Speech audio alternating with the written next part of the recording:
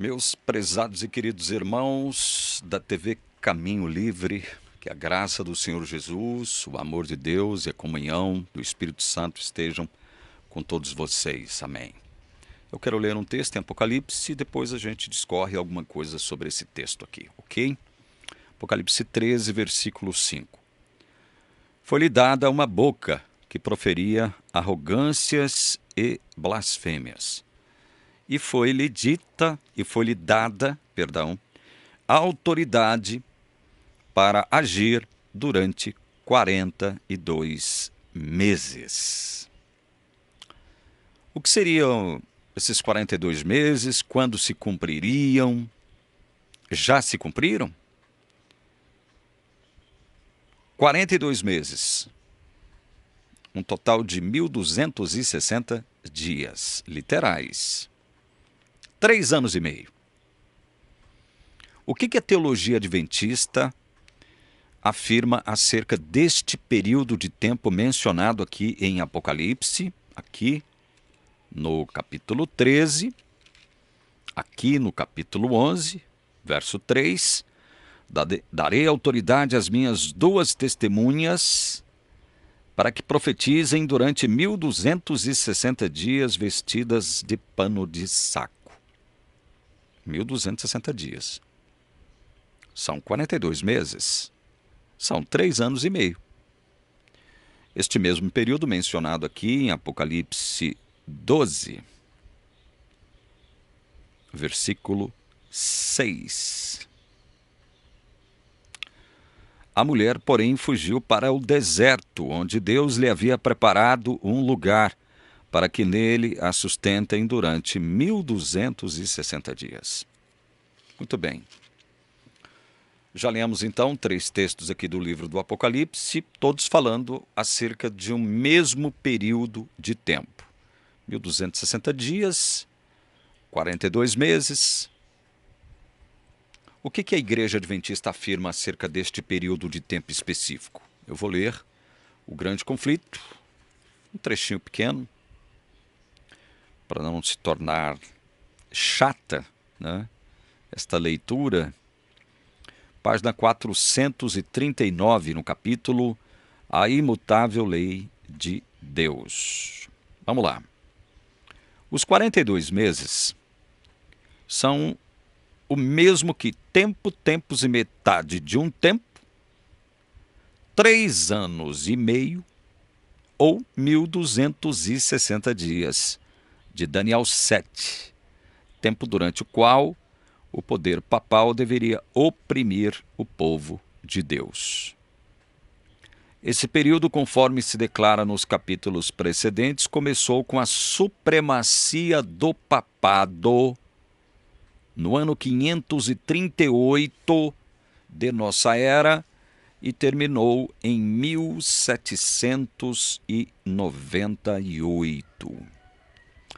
Então, a igreja, eu estou fazendo uma síntese, né, desse assunto, a igreja vai postular que esses 1.260 dias, tempos, metade de um tempo, que é a expressão utilizada em Daniel, né?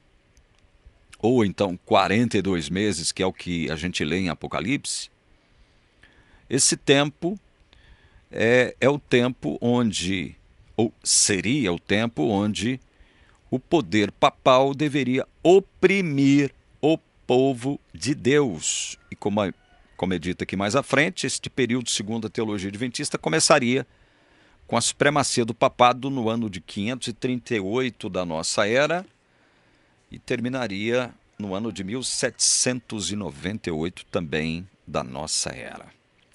Meus queridos, a supremacia do papado em 538.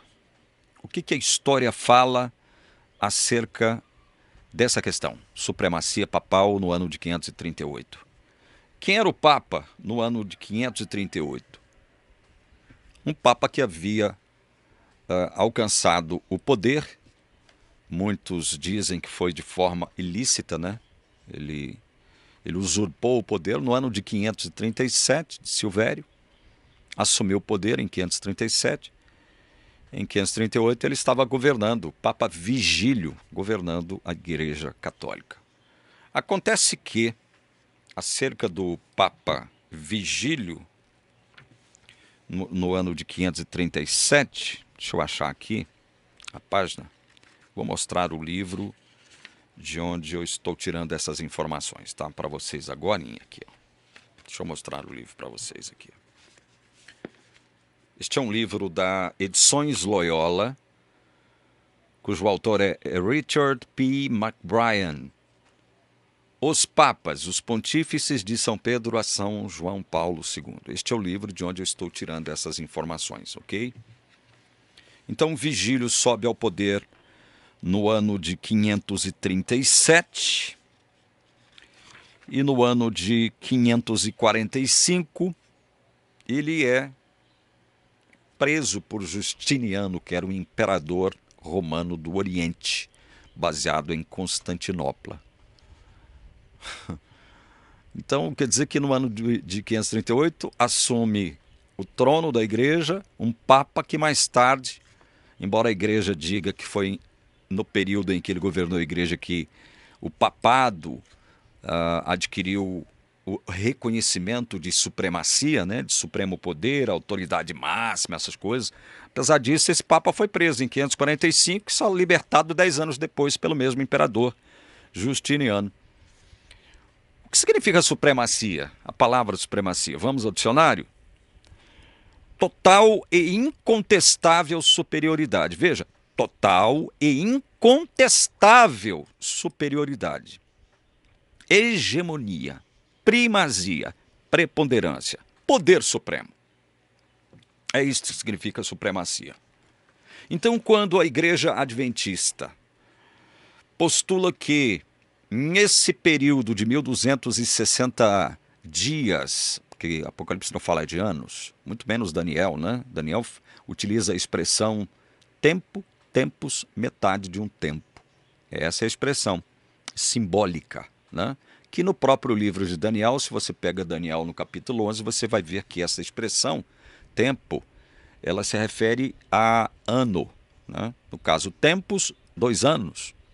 Metade de um tempo, metade de um ano, que seria mais ou menos 180 dias. Então, quando a igreja trata de explicar este período de 1260 dias, transformando-os em 1260 anos e dizendo que esse seria o tempo, o período no qual o poder papal deveria oprimir o povo de Deus, e este período teria começado com a supremacia do papado no ano de 538, ela está equivocada. Não houve reconhecimento de supremacia papal no ano de 538. Tanto é verdade que o papa que governava nesse tempo, nesse ano, foi preso. E ficou 10 anos mantido em cárcere pelo imperador Justiniano. Primeiro 2 anos na Sicília, ali na Itália, e depois lá em Constantinopla. 10 anos preso. Então quer dizer que esse papa, sob o qual sua supremacia fora reconhecida, não tinha poder algum sobre nada e ninguém, né? Eu digo em termos de autoridades, né? Tanto governamentais quanto clericais.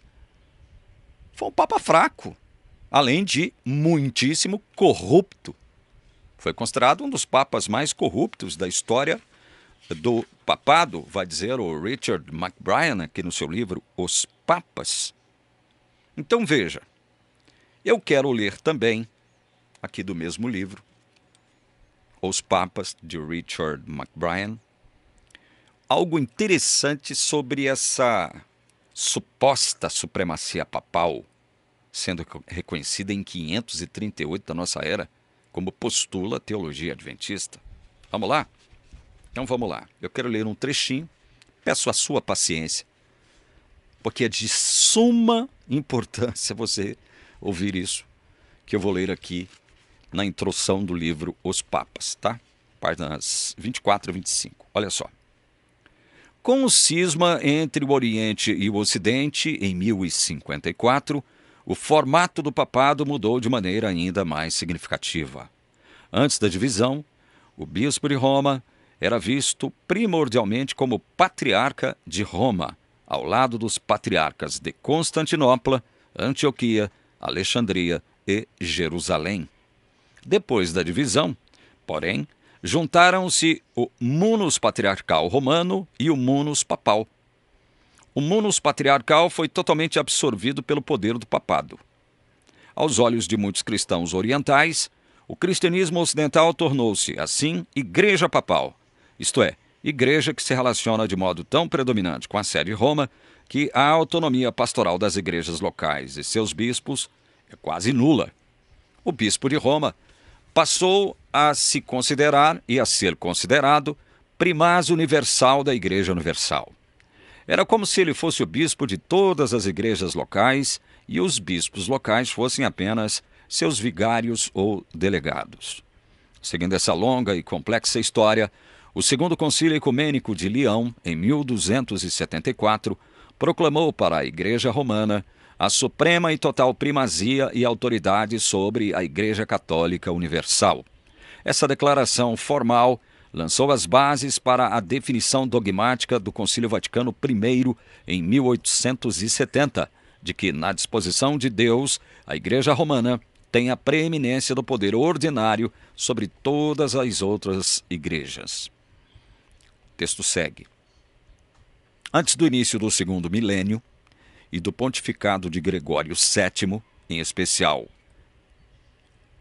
1073-1085, os papas exerciam principalmente o papel de mediador. Não reivindicavam para si o título de vigário de Cristo. Não nomeavam bispos. Não governavam a Igreja Universal por meio da Cúria Romana.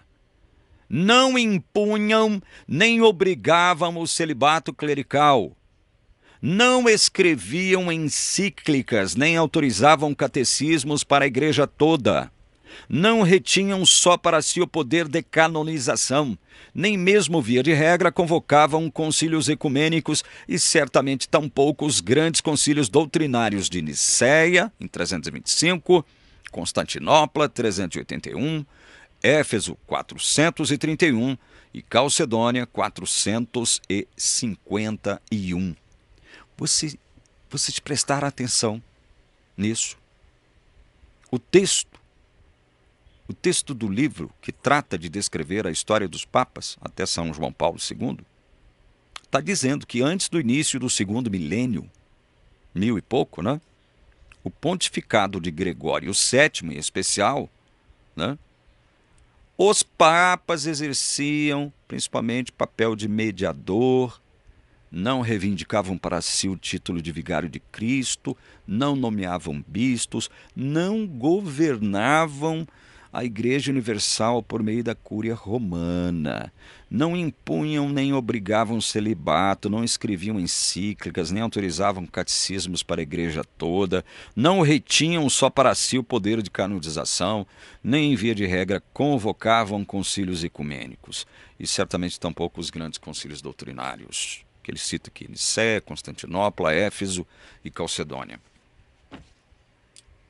Onde está a supremacia papal em 538, como afirma a teologia adventista, aqui neste livro lixo chamado O Grande Conflito. Um livro que tem muita mentira, tem muita coisa antibíblica nesse livro aqui. Especialmente isso. Que supremacia papal foi essa? Reconhecida pela Igreja Universal em 538. O que foi que aconteceu em 538? Nunca houve essa história de supremacia papal sendo reconhecida em 538. Está aqui, uma das provas históricas. Um historiador católico,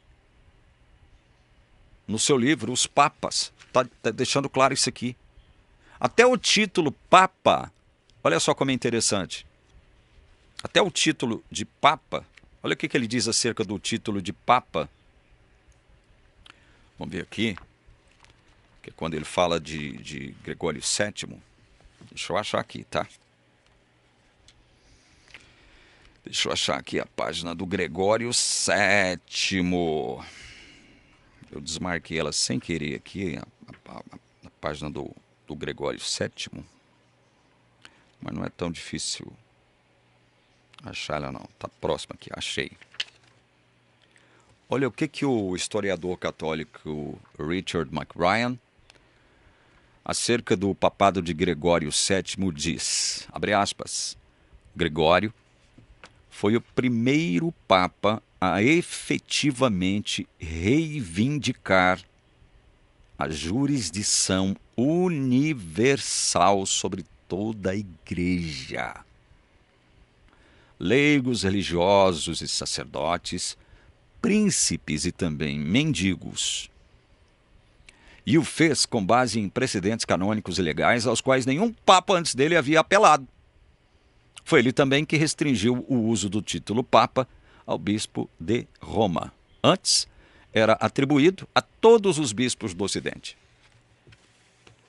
Houve supremacia papal em 538, sob Vigílio? Quando foi que se deu o reinado de Gregório VII, que foi o primeiro papa a efetivamente reivindicar a jurisdição universal sobre toda a Igreja? 30 de junho de 1073 a 25 de maio de 1085. Essa é a minha fonte. Os Papas, de Richard P. McBrien, um historiador católico. Onde está a tal supremacia papal em 538? Então, em 538, com essa tal supremacia e inexistente supremacia papal, né? Essa tal supremacia papal inexistente, teria começado o início de perseguição aos crentes, opressão aos crentes, a igreja verdadeira, constituída por crentes em Cristo Jesus em todo o mundo. É isso mesmo. Então quer dizer que quando a igreja adventista interpreta a besta que surge aqui do mar, de Apocalipse 13, a partir do verso 1, como sendo papado, o papa da igreja católica, e dizendo que ele, durante 42 meses, ou 1260 dias, ou 3 anos e meio, que para a igreja são 1260 anos, isso aqui está onde? Está no presente ou está no futuro? Não, está no passado. Isso aqui já aconteceu para a teologia adventista. Quer dizer que essa perseguição da besta, que surgiria do mar, segundo o versículo 1, essa perseguição por 42 meses, 1260 dias, 3 anos e meio literais, que seriam, segundo a igreja adventista, 1260 anos, já está no passado. Está no passado, não está no futuro. Olha como isso é interessante, meus irmãos. Por quanto tempo, então, essa tal besta que já surgiu, segundo a teologia da igreja adventista, essa tal besta já surgiu, por quanto tempo ela perseguiria os crentes verdadeiros ou a igreja de Deus agora? Agora, pouco antes da volta de Jesus. Por quanto tempo? Não há tempo profético determinando um período de perseguição por parte da besta ou do anticristo. Depois desse período mencionado aqui. Portanto, esse período mencionado aqui, ele está no futuro ainda, porque a besta ainda não se manifestou. Ela não se manifestou de acordo com a profecia, exigindo adoração de todo mundo. A besta ou o anticristo. Promulgando um decreto de morte sobre aqueles que não a reconhecessem, ou que não o reconhecessem, no caso do anticristo, como poder universal. Isso ainda não aconteceu. Mas o Apocalipse está deixando claro que tudo isso se dará num período de 3 anos e meio literais, 42 meses, 1260 dias. Tem nada a ver com 1260 longos anos de perseguição papal, que teria começado em 538 e terminado em 1798. Então está no passado. Então, do ponto de vista histórico, a Igreja Católica Apostólica Romana, sob a liderança dos seus papas, desse período de 538 até 1798, só desenvolveu, só processou uma opressão, uma perseguição aos verdadeiros crentes de forma ininterrupta. Foram 1260 anos de perseguição papal ininterruptos. Quer dizer que todos os papas que subiram ao trono de 538 até 1738 oprimiram o povo de Deus, a igreja de Deus, perseguiram, mataram, todos. Houve uma perseguição implacável durante esse tempo todo sobre a igreja de Deus. Então quer dizer que isso está no passado. O texto de Apocalipse 13, que nem se cumpriu ainda, está no passado. Vocês estão percebendo como isso é ridículo, é patético? Vocês estão percebendo? Então, mais uma mentira escatológica adventista está desmascarada, né? 1260 anos de opressão papal sobre o povo de Deus, que teria começado em 538, terminado em 1798. Esse período apontado, definido especificamente pela Igreja Adventista, nunca existiu. Nunca existiu. Então, por quanto tempo a besta vai perseguir a Igreja de Deus agora, quando ela se manifestar nos últimos dias? Por quanto tempo? A igreja não tem resposta para isso, porque o único tempo predito aqui na profecia apocalíptica, segundo ela, já está no passado. Ou nós poderíamos esperar mais uma perseguição por parte da Igreja Católica Apostólica Romana de 1260 anos. O que me dizem vocês? É ridícula, é patética, é mentirosa, é antibíblica esta interpretação adventista sobre esse tema. Eu vou ficando por aqui. Que Deus abençoe a sua mente para que você possa entender esses erros interpretativos muitíssimo equivocados desta igreja, desta denominação chamada Igreja Adventista do Sétimo Dia. Tem gente de Deus lá dentro. Tem gente de Deus lá dentro. Assim como tem muita gente de Deus saindo de lá, percebendo os erros doutrinários, dogmáticos que essa denominação perversa, corrupta, mentirosa sustenta e promulga. Tem gente de Deus lá dentro ainda, mas tem gente de Deus já saindo de lá, percebendo esses erros que a igreja sustenta. Ao perceberem os erros que a igreja sustenta, ao tomarem conhecimento desses erros que a igreja sustenta. Que Deus abençoe você, em nome do Senhor Jesus. Amém.